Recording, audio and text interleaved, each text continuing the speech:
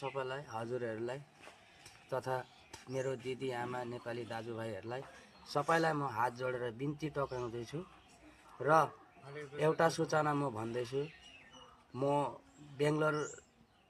बेङ्गलोरमा थिएँ र म काम गर्न गएको थिएँ। मलाई धोका दिएर मेरो श्रीमती र प्लस नानी लिएर गएको छ र 16,000 पैसा मैले एकाउन्टमा हालिदिएको पैसा पनि लिएर गएको छ।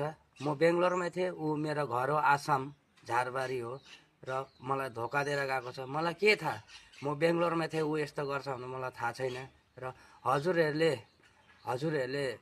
मलाई हेल्प गरिदिनुहोस् र जहाँ भेटे पनि मेरो नानी चाहिँ तपाईहरूले मलाई नानीको लागि भए पनि हजुरहरूले मलाई हेल्प गरिदिनुहोस् र म दुखी भए पनि र मेरो नानी भेट्यो भने मलाई भयो र के गर्नु यस्तो गर्छ भनेर मलाई थाहा थिएन। हजुरहरूले मेरो नानी बुढी जहाँ भेटे पनि जहाँ जुन जग्गामा गए पनि हजुरहरूले मलाई कन्ट्याक्ट गरिदिनु होला प्लिज। म धेरै धेरै हात जोडेर हजुरहरूलाई म भन्दैछु र मेरो पैसा सुन नानीको कानको सुन मैले 12,000मा किनिदिएको त्यो पनि लिएर भागेको छ। आमा रुएर घरमा बर्बाद छ। मेरो हालत बर्बाद भइरहेछ। हजुरहरूले प्लिज मेरो